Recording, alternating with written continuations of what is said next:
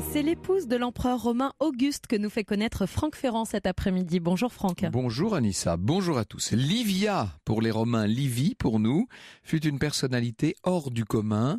Lorsqu'on visite les restes magiques de son palais somptueux à Rome, on aimerait l'imaginer douce, charmante, et hélas, vous allez voir que l'histoire est un petit peu différente.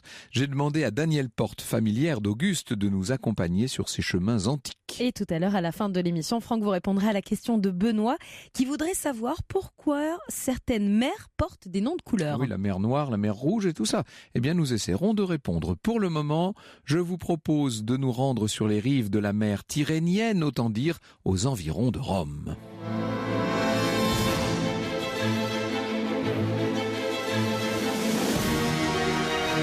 Europe 1, au cœur de l'histoire. Franck Ferrand.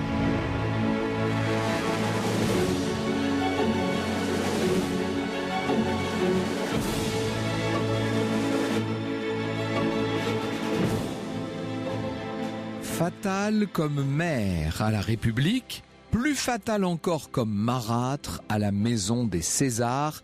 Ainsi Tacite, l'historien Tacite, l'auteur des Annales, décrivait-il la célèbre Livie. C'est un joli nom, un joli prénom Livie d'ailleurs, je le conseille. Moi, j'ai une amie à Poitiers qui s'appelle Livie, que je salue. La femme de l'empereur Auguste, Auguste, vous savez, a été le fils adoptif de César, tout à fait sur le tard. Cette femme d'Auguste, venue de la haute noblesse romaine, est suspectée d'avoir été à l'origine d'un certain nombre de morts suspectes. C'est ce que je disais à Jean-Michel Apathy il y a un instant. Le but que poursuivait Livie, c'était de permettre à son fils préféré, Tibère, de prendre le pouvoir. Elle avait eu 2 fils, Tibère et Drusus, d'un premier mariage. Et comme souvent, vous savez, elle avançait, elle poussait, elle favorisait ses fils, et notamment Tibère. Tous les historiens et écrivains antiques ne partagent pas évidemment ce jugement, mais rares sont ceux qui lui tressent des lauriers. Alors, pourquoi tant de haine pour celle que l'arrière-petit-fils de Livie, l'empereur Caligula, qualifiera un jour d'Ulysse en jupon, pour montrer à quel point elle pouvait être retorse et elle pouvait disposer d'expédients nombreux. En août 14, on va essayer de se resituer au moment de la mort d'Auguste. En août 14 après Jésus-Christ, l'empereur Auguste est âgé, il a 76 ans. Ce n'est pas un homme de santé fragile, c'est le moins qu'on puisse dire. Il a prouvé au contraire sa robustesse, sa force, mais il faut reconnaître que là, il est quand même bien fatigué. Il a rédigé son testament d'ailleurs 1 an plus tôt. Et il convoque ses amis. Voilà ce que nous dit Dion Cassius dans son histoire romaine. Il finit donc Auguste en ajoutant: Rome que j'ai reçue de briques, je vous la laisse de pierre. Par cette parole, précise Dion Cassius, il désignait non la stabilité des édifices, mais la solidité de l'empire. Et à l'exemple des bouffons demandant à l'assistance d'applaudir, comme si l'on était arrivé à la fin d'une pièce de théâtre, il fit maintes railleries sur la vie humaine, et l'on sait ce qu'ajouta Auguste, acta est fabula, que les Italiens ont traduit par finita la commedia, ou la commedia est finita, nous dirions-nous la farce est jouée. Après quelques jours d'agonie, le 19 août, Auguste rend donc son dernier souffle. Il se trouve pas très loin de Naples à ce moment-là, à Nola. Et bien sûr que son épouse Livie est à ses côtés. Avant de mourir, d'ailleurs, il s'est tourné vers elle. Elle s'est approchée et lui a dit: adieu Livie, souviens-toi de notre union, adieu. Toujours est-il qu'à 72 ans, Livie se retrouve veuve. Ils ont passé 51 ans ensemble, 51 ans de mariage. À l'époque où ils s'étaient rencontrés, Livie était mariée déjà, et elle attendait son second enfant de son mari, qui s'appelait Tiberius Claudius Nero, de la riche lignée des Claudes. Auguste, lui, à l'époque, ne s'appelait pas encore Auguste, c'était toujours Octave, bien sûr. Il était triumvir et lui aussi était marié. Suétone écrit, dans la vie des 12 Césars, Marc-Antoine, vous savez à quel point Marc-Antoine va se battre contre Octave. Marc-Antoine lui reproche, outre son brusque mariage avec Livie, d'avoir en présence de son mari emmené la femme d'un consulaire de la salle à manger dans son cabinet, d'où elle ne serait revenue à table que les oreilles rouges et les cheveux en désordre. Oui, disons-le, Octave, qui va devenir Auguste, était un coureur de jupons. Alors, sa mort a fait beaucoup réfléchir, on s'est beaucoup posé de questions. Il faut vous dire que, pas très longtemps avant de mourir, Auguste est allé rendre visite à Agrippa Postumus. Qui est-il, cet Agrippa Postumus ? C'est le troisième fils d'une des filles d'Auguste, donc c'est son petit-fils, c'est le fils de Julia et d'Agrippa. Bon, c'est un drôle de personnage. On ne peut pas dire qu'Agrippa Postumus ait eu l'étoffe d'un empereur. On dit qu'il passait son temps à la pêche, qu'il était colérique, qu'il a même insulté sa grand-mère, si je puis dire, Livie. Bref, il ne s'entend pas avec Auguste. Il a été exclu de la famille impériale pour son mauvais caractère. On a même été jusqu'à confisquer ses biens et jusqu'à l'exiler sur une île à Planasie, près de l'île d'Elbe. Eh bien, c'est là-bas qu'Auguste, qui pourtant est un vieux monsieur, vous l'aurez compris, a fait l'effort d'aller lui rendre visite. Et ça s'est su, bien entendu. On l'a dit à Livie, qui déteste Agrippa Postumus, bien sûr, qui a peur surtout qu'il fasse de l'ombre à ses propres fils, à son cher Tibère. C'est Dion Cassius qui nous le dit. Auguste succomba à la maladie et Livie fut soupçonné d'être l'auteur de sa mort, parce qu'il était allé en secret voir Agrippa dans son île et semblait tout disposé à une réconciliation.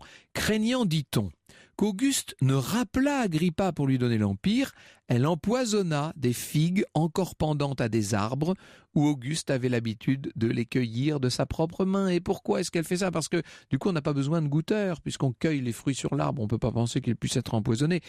Elle mangea les fruits sur lesquels il n'y avait pas de poison, ajoute Dion Cassius, et lui présenta ceux qui étaient empoisonnés. Le décès d'Auguste, disons-le, est d'autant plus troublant que dans les années qui ont précédé sa mort, l'entourage d'Auguste et celui de Livie ont été frappés par toute une série de morts suspectes. Il faut vous dire que la fille d'Auguste, Julia, a eu 3 maris, Marcellus, Agrippa et Tibère. Or Marcellus, qui donc est gendre et neveu d'Auguste, est mort en 23 avant notre ère. L'empereur lui témoignait énormément d'affection, ça c'est toujours dangereux. En tout cas, il lui témoignait davantage d'affection qu'aux 2 fils de Livie, à Tibère et à Drusus. Bref, Marcellus aurait pu devenir un concurrent pour les enfants pour Tibère. Néanmoins, en 23 avant Jésus-Christ, une épidémie frappe Rome et Marcellus donc meurt. Est-ce qu'on l'a aidé à mourir ? Ça, c'est une question qui reste en suspens. Auguste avait d'ailleurs aussi été touché par cette épidémie.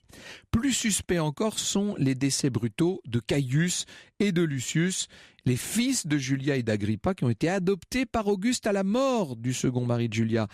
Eux étaient encore enfants quand ils sont nommés princes de la jeunesse, consuls. Oh là là là là, ils sont maintenant bien vus d'Auguste. Ça veut dire qu'il va leur arriver des histoires. Eh bien oui, Lucius s'éteint à 19 ans, il meurt à Marseille, de maladie dit-on, alors qu'il se rendait en Espagne. Et puis quelques mois plus tard, Caius est blessé en Arménie, il meurt des suites de ses blessures. Et là, Tacite avance 2 hypothèses. La mort naturelle, après tout, pourquoi pas ?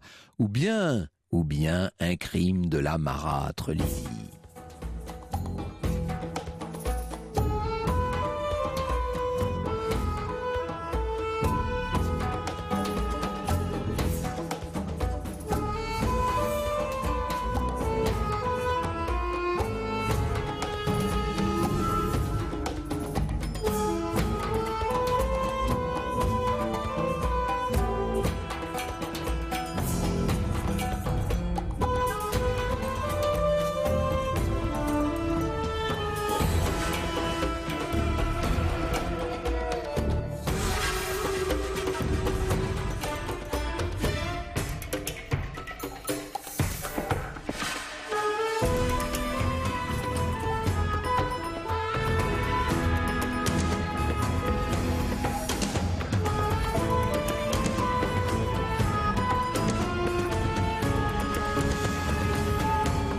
Un extrait du générique de la série Rome, puisqu'aujourd'hui nous sommes à Rome et Franck Ferrand, vous avez décidé de nous présenter la 3e épouse de l'empereur romain Auguste. Elle s'appelle Livie pour nous, Livia à Rome.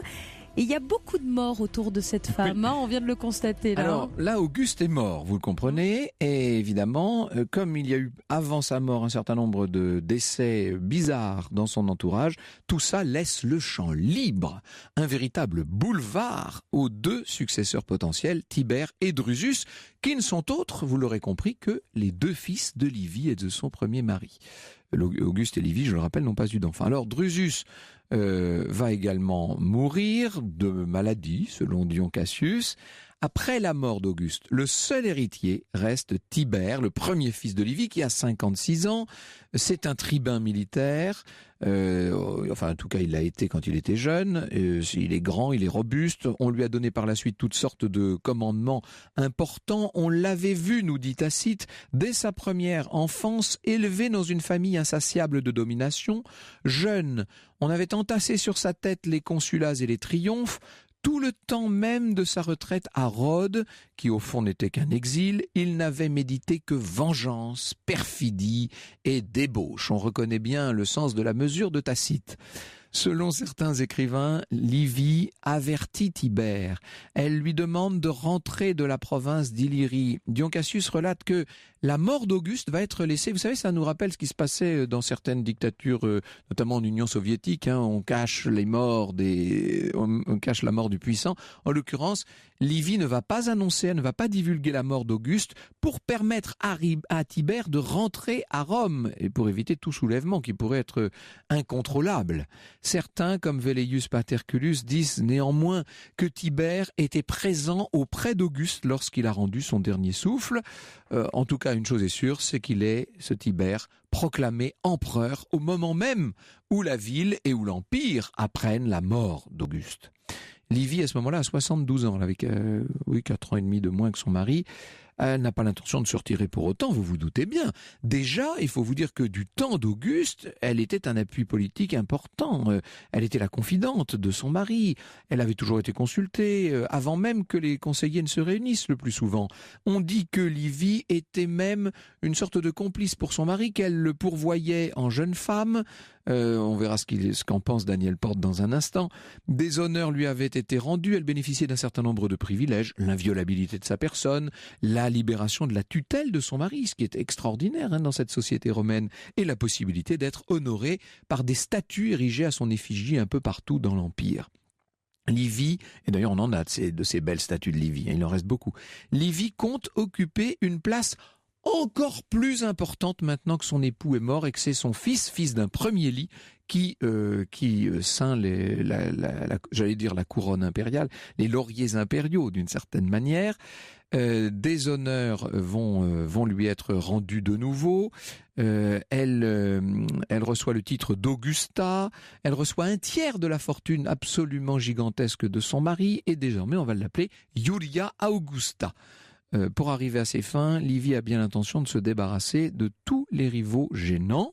Et le plus dangereux, selon elle en tout cas, c'est le fameux Agrippa. Rappelez-vous, cet Agrippa Postumus qu'Auguste était allé voir sur son île. Une réconciliation était probable. Agrippa aurait pu rentrer à Rome, devenir empereur. Seulement, Auguste est mort avant. Mais ça ne suffit pas. Il va falloir que lui-même y passe. De nouveau Tacite dans ses célèbres annales. Le premier acte du nouveau règne fut le meurtre de Postumus Agrippa, écrit-il. Quoique surpris, quoique sans armes et attaqué par un centurion déterminé, Postumus disputa longtemps sa vie. Tibère ne parla nullement de cette mort au Sénat. Il feignait des ordres de son père qui aurait enjoint au tribun préposé à la garde du jeune homme de lui donner la mort sans balancer, aussitôt que l'empereur aurait rendu son dernier soupir. Il est vrai qu'Auguste éclata souvent en reproches violents contre Postumus, dont même il fit confirmer l'exil par un senatus consulte. Mais ce prince respecta toujours le sang de ses proches, et il n'est point à croire que pour la sûreté du fils de sa femme, il eût ordonné la mort de son propre petit-fils. Il est plus probable que Tibère et Livie, l'un par crainte, l'autre par haine de marâtre, précipitèrent la mort d'un rival odieux et suspect. Toujours est-il qu'Agrippa est mort, Tibère n'est pas encore rassuré pour autant parce qu'il lui reste un ennemi dont vous connaissez le nom, un coriace celui-là, marié à Agrippine, la petite fille d'Auguste et fils de Drusus, c'est Germanicus, c'est donc le neveu de Tibère, puisque c'est le fils de son frère. Contrairement à Agrippa exilé sur une île, Germanicus est un soldat qui commande l'armée de Germanie. Ça va pas être facile. Il a à sa disposition des milliers d'hommes prêts à marcher sur Rome. Et puis lui est jeune, lui est beau, il est nettement plus populaire que Tibère. À la mort d'Auguste, les légions romaines, enfin certaines légions romaines, ont été jusqu'à proclamer Germanicus empereur. Il a refusé la charge, il a eu l'habileté de le faire, mais enfin néanmoins, Tibère le rappelle à Rome, le couvre d'honneur, et puis il l'envoie réprimer un certain nombre de soulèvements, de révoltes en Asie mineure. Seulement, alors qu'il arrive à Antioche, Germanicus tombe malade, et allez, et encore un, et il va mourir, figurez-vous. Le responsable, selon son épouse Agrippine, c'est Pison, gouverneur de la Syrie, qui était jaloux de Germanicus et qui l'aurait empoisonné. Or, vous comprendrez peut-être un peu mieux ce qui se passe lorsque je vous aurai dit que Pison est un proche de Tibère. De nouveau Tacite. Les nouveaux consuls, les sénateurs, une grande partie du peuple occupaient les chemins par troupes éparses et pleuraient chacun séparément, car l'adulation n'y avait nulle part. Tous étaient convaincus que Tibère dissimulait mal la joie que lui causait la mort de Germanicus. Tibère et Livie s'abstinrent de paraître en public, soit qu'ils crussent compromettre leur majesté en donnant leurs larmes en spectacle, soit qu'ils craignissent que tant de regards attachés sur leur visage n'en démêlassent la fausseté. On est presque chez Racine. Cette mort suspecte permet à Tibère et à sa mère, à Livie, d'être désormais sans aucun concurrent. Ils sont les maîtres absolus de l'Empire. Est-ce désormais la fin des complots? Mais non, enfin on s'ennuierait. L'étonnant parcours de la troisième épouse de l'empereur romain Auguste Livie. Si ce sujet vous passionne, vous aussi vous intéresse, vous pouvez poser toutes vos questions à Franck Ferrand et son invité jusqu'à 15h sur les réseaux sociaux, Twitter avec le hashtag ACDH ou la page Facebook Au cœur de l'histoire. Des complots, encore des complots, la suite c'est dans un instant sur Europe 1. Europe 1, au cœur de l'histoire. Franck Ferrand, 14h, 15h sur Europe 1. Et cet après-midi, sur Europe 1, nous sommes à Rome. Franck Ferrand, vous nous faites découvrir donc Livie, la troisième épouse de l'empereur romain Auguste.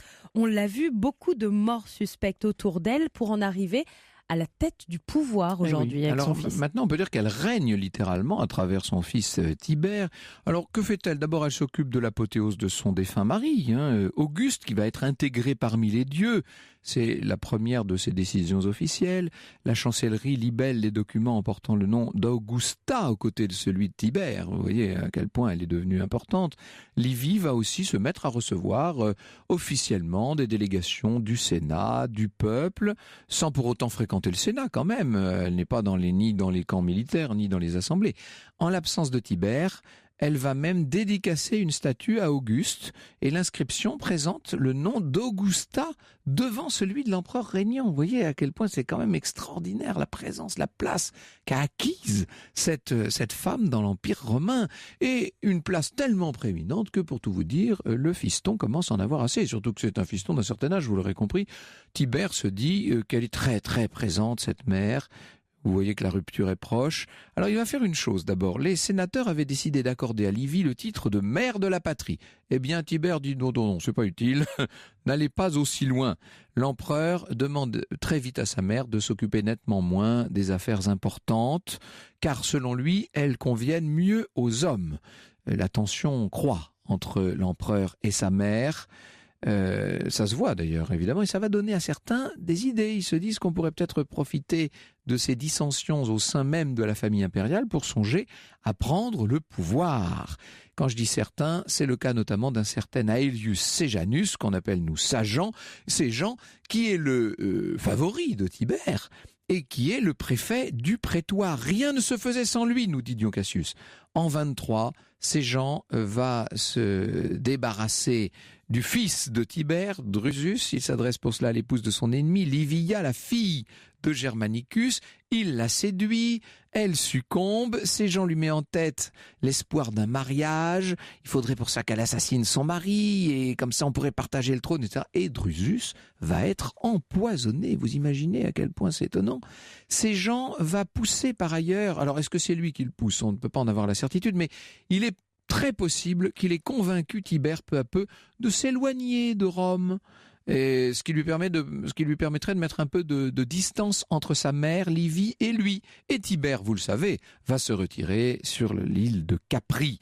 Pendant ce temps-là, Séjan est seul en place à Rome.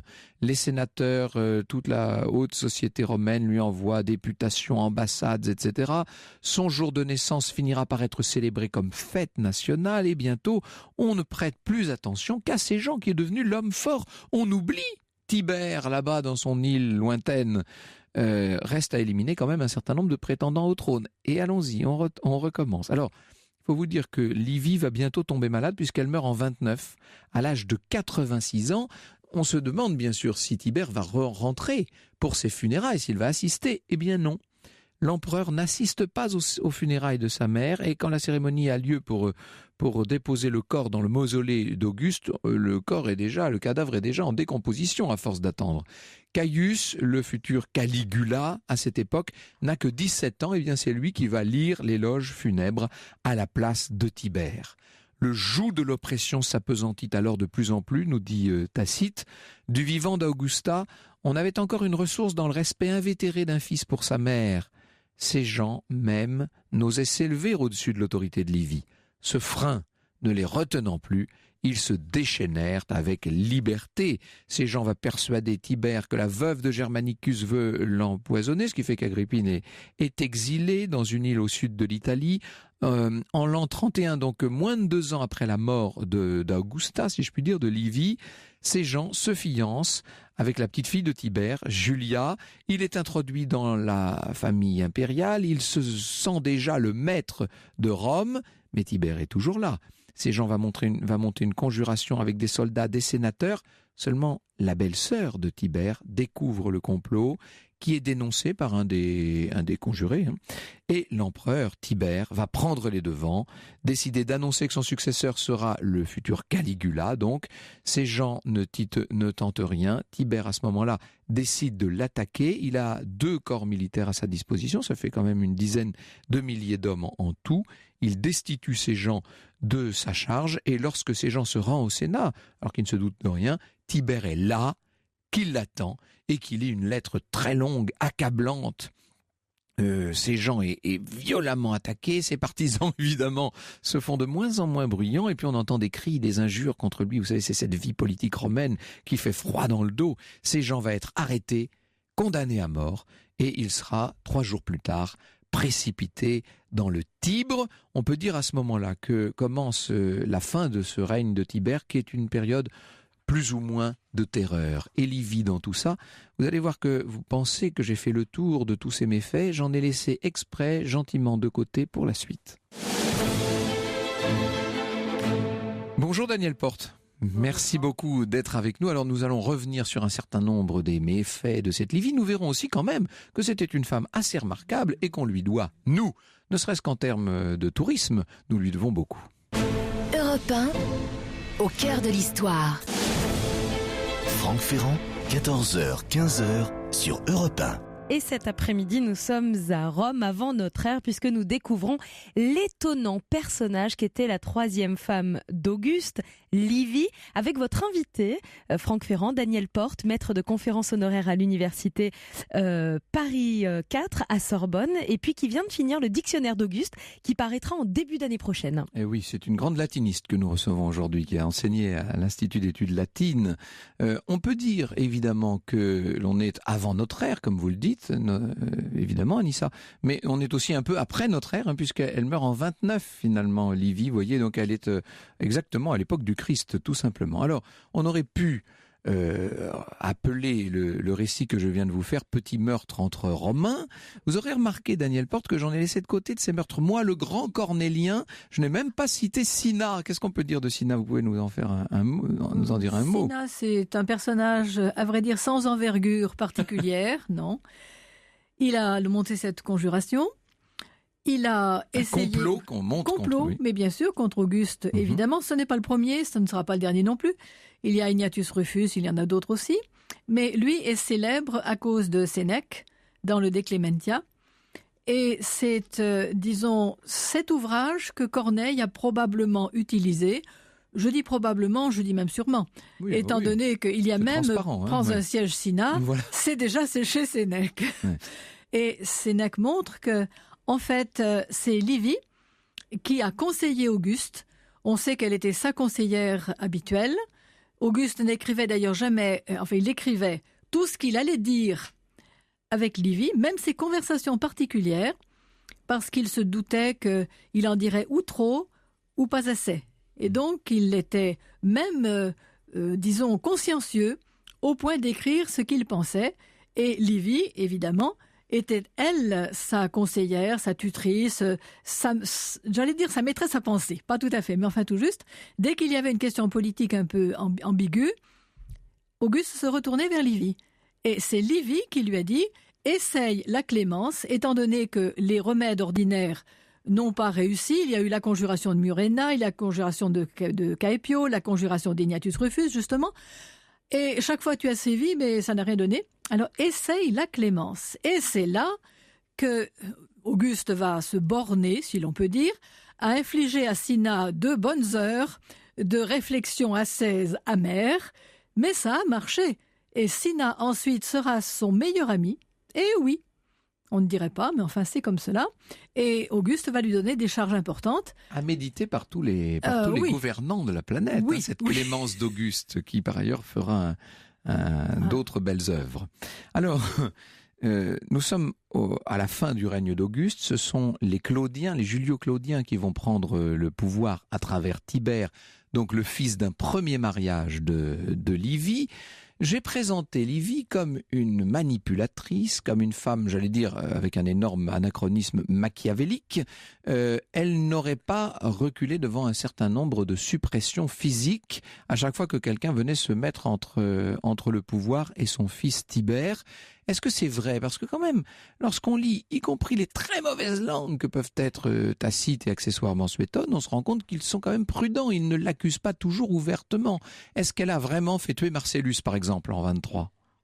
Là aussi, c'est une conjonction de dates, étant donné que Auguste lui-même a subi une hépatite virale en 23. Marcellus aussi. Frère, hein, bien sûr. Mais bien sûr, Marcellus aussi. Mais Auguste a été sauvé par son médecin, Antonius Musa, qui a eu l'idée géniale de lui faire prendre des bains glacés. Alors, je ne recommande pas cela à tous les patients qui souffrent d'hépatite virale, parce qu'aujourd'hui, ça ne réussirait peut-être pas. Mais enfin, avec Auguste, ça a réussi. L'ennui, c'est qu'avec Marcellus, ça n'a pas réussi.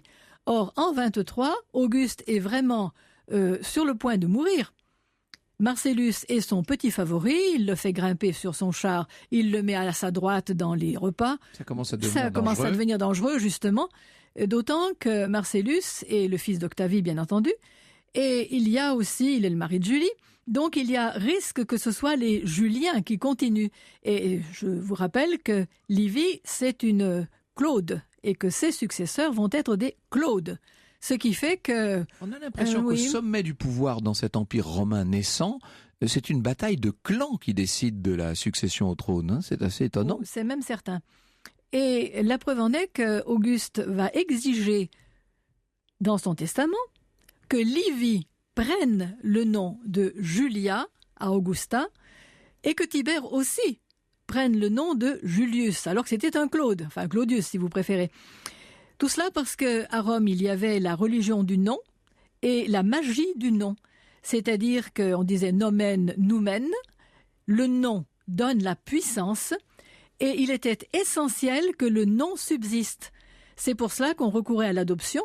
Quand on n'avait pas d'enfant, on adoptait le fils de quelqu'un d'autre, d'une grande famille si possible, même si le fils en question était d'âge adulte et même largement d'âge adulte. Mais il avait l'intérêt d'apporter son nom et de prendre le nom de celui qui l'adoptait. Autrement dit, ça donnait une sorte de couture, si vous voulez, par rapport à un nom qui était en perdition.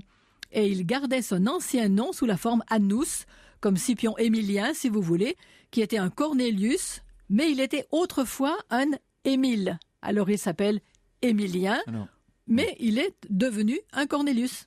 Alors, évidemment, nous n'avons pas pu évoquer tous les soubresauts d'un très long règne, parce qu'il ne faut pas oublier que ce règne d'Auguste est très long, que Livie est personnellement impliquée dans un certain nombre des grandes actions de ce règne. Vous disiez que parmi ceux... alors bon, ensuite, on a vu qu'elle a liquidé Caius et Lucius, probablement, hein, mais vous nous dites qu'il y en a probablement d'autres, et vous ajoutez au tableau de chasse de la dame, vous ajoutez Fabius Maximus. Expliquez-nous ça en deux mots. En deux mots, parce que c'est une longue histoire. Alors, Fabius Maximus, c'est le cousin et le confident d'Auguste, et c'est lui qu'Auguste emmène à l'île de Planasie pour voir son fameux petit-fils, l'Agrippa Postumus, voilà. Mais bien sûr. Et c'est gênant parce que Agrippa Postumus a été adopté par Auguste en même temps que Tibère, mais un petit peu avant. Et donc, sur l'ordre de succession, il arrive avant Tibère. Et voilà. Encore un qui gêne. Oh, oui, et qui gêne même beaucoup. D'autant que Auguste l'a rencontré à Planasie, que beaucoup de larmes ont coulé de part et d'autre, dit Suétone, et que Auguste a l'air de vouloir changer son testament. Alors, l'histoire veut que Fabius Maximus, hélas, en ait parlé à sa femme qui s'appelle Marcia. Marcia, c'est la confidente et la cousine de Livie. Autrement dit, Livie s'est aperçue que ça commençait à brûler et elle a fait disparaître Fabius Maximus, qui est mort la même année qu'Auguste. Et ce qui est quand même troublant, c'est que Marcia, aux funérailles de Fabius Maximus, s'accuse d'avoir causé sa mort. Elle le dit, oui. Mais bien sûr. Et Ovide, qui est exilé à ce moment-là, au fin fond de la Roumanie... D'avoir causé sa mort en parlant d'une certaine manière. Et il lui dit aussi, c'est moi qui ai été cause de ta mort. C'est-à-dire Ovide, le poète, lui, aurait parlé aussi par l'intermédiaire de sa femme. Oui, sa femme est aussi la cousine de Marcia. Bref, il y a autour de Livie un certain nombre d'agents de renseignement, si je puis dire. Exactement. Et le simple fait d'attirer l'attention de Livie sur un concurrent potentiel de son fils Tibère fait que le concurrent en question, généralement, finit par défuncter dans les temps qui suivent. Exactement. Alors, la question qu'on se pose, Daniel Porte, la vraie grande question, c'est est-ce que, oui ou non, Livie est pour quelque chose dans la mort de son propre mari, après plus d'un demi-siècle de mariage? Là, je dirais peut-être non. Je dirais non parce que Auguste lui-même a donc dit sur son lit de mort qu'elle se souvienne de leur amour, déjà. Ensuite, il était fou amoureux d'elle. Et il l'a donc enlevée à son premier mari. Elle était enceinte, on ne sait trop. D'ailleurs, si Drusus était le fils vraiment de Claudius Néro ou le fils peut-être d'Auguste, puisqu'il est né 3 mois après. Le deuxième des fils qu'avait eu Livie de son premier mariage était peut-être déjà un fils d'Octave. Mais bien sûr, voilà. Oui, puisqu'il est né 3 mois après son arrivée dans la maison d'Auguste, enfin d'Octave à ce moment-là, et le peuple s'amusait en disant « Ah tiens, les vénards ont la chance d'avoir des gosses en 3 mois ». Donc, c'était déjà dire que peut-être bien qu'il s'était pris un peu à l'avance. Oui. Alors, nous allons venir maintenant à un autre aspect de la personnalité, j'allais dire de l'œuvre de Livie. Nous allons parler de la matrone irréprochable, nous allons parler de la conseillère politique, nous allons parler de l'amoureuse des arts et des lettres. Finalement, on peut être un peu dangereux au sommet du pouvoir et être par ailleurs un bon gouvernant. Ça, c'est assez étonnant. Vous allez voir que Livie n'est pas seulement une femme sombre et noire. L'histoire sur Europe 1, c'est avec Franck Ferrand. Franck Ferrand, 14h, 15h sur Europe 1.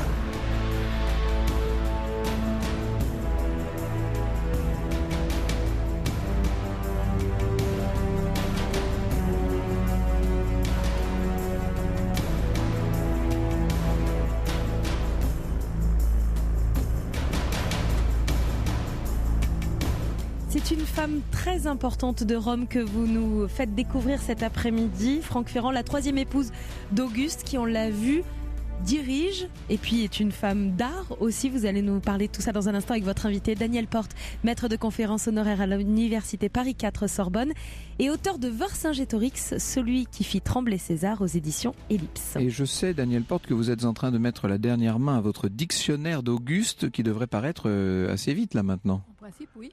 Oui. Vous avez consacré, j'imagine, dans ce dictionnaire à la lettre L, un chapitre à Livie. Bien évidemment. Personnage donc tout à fait étonnant. Alors, Je le redis pour ceux qui nous rejoindraient en cours de route. Il y a quand même chez les auteurs qui accusent Livy des pires crimes, il y a une part quand même de supputation, de conjecture, parce qu'on ne peut pas affirmer évidemment qu'elle a donné l'ordre de tous ces crimes. En revanche, ce qu'on peut affirmer, ça c'est incontestable, c'est qu'elle a été... On ne peut pas dire le contraire. Une grande dame.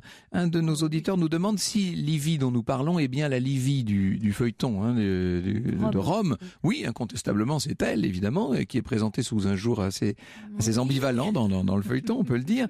Là, il suffit d'aller à Rome, sur le mont Palatin, et de visiter ce qu'on appelle la maison de Livy, pour tomber sous le charme, en tout cas, de son art de vivre. On peut aller aussi au musée des Thermes. Oui. Et c'est là qu'il y a les fameuses fresques de Prima Porta. Parce que il y a deux maisons de Livy. Il y a deux maisons de Livy, voilà. Celle du Palatin, c'est une partie de la maison d'Auguste. Auguste avait voulu émigrer, si l'on peut dire, monter sur le Palatin, parce que ça le rapprochait des origines de Rome. Il y a la cabane de Romulus, il y a les escaliers de Cacus, il y a le temple de Cybèle, bref, et le Lupercal, qu'on vient de trouver d'ailleurs, au-dessous de la maison en question. Donc, comme lui voulait un retour pour sauver Rome, un retour à l'époque romuléenne, et il a réussi le temps de son règne à remonter Rome, si l'on peut dire.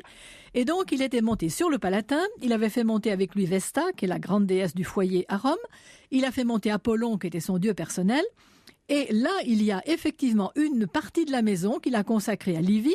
On le sait parce que c'est là qu'on a trouvé des tuyaux de bronze avec Livia Augusta, donc on l'appelle la maison de Livy. Et il y a des fresques du deuxième style un peu plus sévères, on va dire, que celle de la Prima Porta. Ah oui, magnifique, magnifique de toute façon. C'est là qu'il y a les couronnes, les masques, les couronnes de feuillage, les festons, etc. C'est vraiment magnifique. Donc si vous allez à Rome, je le dis pour ceux qui n'y passeraient que 2 ou 3 jours, s'il vous plaît, faites un détour par le Mont Palatin, ne serait-ce que pour la beauté du site, d'ailleurs, avec ses grands pins parasols, c'est sublime. Et puis vous visiterez cette maison dite de Livy, qui donc est une partie du palais d'Auguste. Voilà. Bon. Et puis il y a la maison de Prima Porta, enfin il y avait plus exactement, avec ses fabuleuses fresques. Ça c'est absolument fabuleux. C'est là qu'on voit le goût de Livy, le goût fin d'une femme, probablement. Parce que c'est une partie souterraine de la maison, et il y a là des fresques qui évoquent à la fois, et là c'est peut-être le coup de patte d'Auguste, mais c'est peut-être aussi le goût de Livy elle-même, qui évoque l'âge d'or. Et Auguste voulait recommencer l'âge d'or. Alors, il y a là toutes les espèces possibles. Il doit y avoir, je crois, 29 et quelques poussières d'espèces d'arbres et 69, ou quelques poussières aussi, espèces d'oiseaux. Donc, il y a tout à la fois, comme au premier temps du monde où il n'y avait pas de séparation entre les saisons. Donc, on a des sapins qui sont magnifiques, on a des orangers, et puis surtout, on a quelque chose qui est architecturalement parlant intéressant. Ce sont les croisillons en premier plan, des croisillons de bois magnifiquement exécutés, et des plinthes. Et les plinthes, c'est assez drôle, sont une perspective, un essai de perspective inverse, exactement comme les icônes. C'est étonnant. Hein. Et oui, parce qu'ils avaient la perspective, mais pas dans le bon sens. Ouais. Et on ne maîtrisait pas tout à fait ces lois-là. Non. Il y a cette salle à manger aux oiseaux absolument inoubliable, qui est une sorte de paradis reconstitué. Et la grande fresque qui était présentée, je ne sais plus si c'est de la maison de Prima Porta, cette grande fresque noire qui se trouvait présentée à l'exposition du Quirinal, et où on voit, dans un premier temps, on a l'impression que les murs sont tout à fait noirs, et puis lorsque le regard s'habitue et qu'on s'approche de la fresque, on se rend compte qu'en fait, tous les monuments de Rome sont représentés, mais sont représentés quasiment noir sur noir, comme si l'on était dans la nuit et que ne jaillissait de l'obscurité et des ténèbres que quelques petits reflets de la lumière même d'où l'on observe. C'est tout à fait somptueux à voir. Alors, ça c'est pour l'art. Ça n'est pas un art gratuit. Il n'y a pas seulement dans la somptuosité des décors qui entouraient au quotidien l'épouse de César Auguste, il n'y a pas seulement la volonté d'un hédonisme, il y a aussi sans doute une volonté politique. Il y a un programme politique artistique chez Livy. C'est elle qui commande aux artistes, c'est elle qui indique le sens dans lequel on doit aller. Je pense. Il y a aussi un petit peu de Mécène. Je crois que là, Mécène n'est pas du tout étranger à cette optique-là. Mécène le vrai, on parle du personnage là. Oui, bien sûr. Auguste il était balance, il ne pouvait gouverner qu'appuyé sur quelqu'un. Et il avait d'un côté Agrippa, de l'autre côté Mécène, et à l'arrière-plan, Livie, justement. Et là, il se sentait bien. Donc, il avait recours à ses conseillers pour toutes les décisions qu'il prenait. Et pour l'architecture, justement, il y avait ce fameux programme de retour à l'âge d'or. Et de la lumière, vous avez très bien fait de parler de ces éclats de lumière, parce que ça se voit dans les jeux séculaires qu'il a commandés. Il y a cette optique d'un monde de ténèbres, éclairé justement par Apollon. L'âge d'or, c'est l'or. L'or est conçu à ce moment-là comme un éclairage, mais bien sûr. Autrement dit, il y a les ténèbres et tout à coup, il y a des éclats de lumière. Et Apollon n'est pas pour rien le protecteur d'Auguste. Est-ce que nous avons vu jusqu'à quelle influence s'est hissée cette Livie? Elle a réussi à rendre Auguste clément. Oui. Est-ce qu'au-delà de cette clémence vis-à-vis de Cinna, par exemple, elle a été une conseillère politique avisée? Est-ce qu'elle a été... Oui, moi je crois, oui. Elle a reçu les ambassadeurs. Vous voyez qu'on va finir par lui tresser, nous, les lauriers que les historiens antiques lui ont refusés, finalement. Oh, je veux bien. C'était d'ailleurs aussi une matrone irréprochable et elle a été un modèle. C'est en cela, certainement, qu'elle a servi le mieux les desseins d'Auguste. Parce que Auguste lui-même, comme on l'a dit, était un petit peu léger. Et on avait posé la question à Livie: pourquoi et comment avez-vous subsisté aussi longtemps auprès d'Auguste? Et elle avait répondu en étant irréprochable et surtout en faisant comme si je ne savais rien de ses badinages amoureux. Et c'est comme ça qu'elle avait réussi à rester, non pas dans l'ombre d'Auguste, puisqu'au contraire il la mettait en valeur, mais à rester aux côtés d'Auguste en servant d'exemple. Et la valeur de l'exemple, la valeur de l'exemple, je vous ne l'apprendrai pas, c'est essentiel à Rome. Il faut toujours se référer à quelque chose qui se soit produit avant ou à quelqu'un qui ait vécu avant et qui serve d'exemple. Alors, elle a été la conseillère et l'épouse très proche et très avisée d'Auguste, ce qui laisse effectivement de gros doutes sur la responsabilité qu'elle aurait pu endosser dans la mort du vieil Auguste, au demeurant, à 76 ans, à l'époque. Mais elle a été aussi la conseillère, non moins proche, mais un peu moins bien acceptée, de son propre fils à elle, de Tibère. Pourquoi Tibère avait-il tant de mal à supporter sa mère? À vrai dire, je ne peux pas pardonner Tibère, évidemment, mais on peut le comprendre. Parce qu'il a commencé sa vie sous de drôles d'auspices, justement parce que son père avait adopté le mauvais parti entre Antoine et Octave, ce qui fait qu'il a failli être victime des proscriptions, et il a dû passer de pays en pays aux côtés de Livie, justement, pour subsister. Ensuite, Octave à ce moment-là, est tombé amoureux de Livie, il est entré dans la maison d'Auguste, et malheureusement, là, il a fallu, c'est une question, disons, inextricable, l'arbre généalogique des Julio-Claudiens, si vous voulez le voir, il est dément. Oui, parce qu'il a fallu qu'il divorça. Ça va être difficile à la radio de le montrer, oui. Oui, de sa femme qui s'appelait la première Vipsania, qui était une des filles d'Agrippa. Il l'adorait. Et malheureusement, il a fallu qu'il divorce pour épouser Julie. Julie qui était à la fois une évaporée, qui était la veuve d'Agrippa, ce qui fait que Tibère a dû épouser quelqu'un qu'il n'aimait absolument pas. C'est pour cela qu'il est parti, parce que les frasques de Julie, qui sont célèbres, ces réparties sont recueillies par Macrobe, et ça ferait une anthologie de la vacherie, si j'ose dire, féminine, parce qu'elles avaient la dent dure, autant Livie que Julie, l'une par rapport à l'autre. Et donc, elle a réussi à se faire valoir, si l'on peut dire, mais Tibère, lui, il en avait un peu assez de passer pour le cocu génial de Rome. C'est une traduction, mais enfin, c'est exactement ce qu'on disait. Mais l'expression n'est pas de vous, je précise. Non. Donc, il est parti et il s'est exilé à Rhodes, et puis il est revenu tout de même quand il a fallu qu'il revint. Mais à côté de cela, il a passé sa vie de déboire en déboire et finalement d'exil en exil. Et à la base, il y avait Auguste et Livie qui ne lui laissaient pas le choix. D'ailleurs, il ne voulait pas revenir, il a exigé de partir, il a fait peut-être pas la grève de la faim, mais enfin, on n'en est pas loin. Et à ce moment-là, on peut penser qu'il en avait un peu assez de la famille des Juliens ou des Julii. Ce qui fait que après, on a eu la suite de la dynastie, si l'on peut dire, mais Ce qui est assez drôle, c'est que Tibère il est mort sur son île, tranquille, tout seul, dans une vieillesse assez déliquescente. Un peu sénile, il faut le dire. Un peu sénile. Mais à côté de cela, il y aurait la descendance de Livie et d'Auguste qui a été assurée, chose curieuse, par Marc-Antoine. Antonia, qui a donné Germanicus, qui a donné les 9 enfants. N'allons pas faire la généalogie des empereurs de Rome. Oh non, que non. Les 9 enfants dans lesquels il y a eu Caligula et Agrippine. Merci beaucoup, cher Daniel Porte.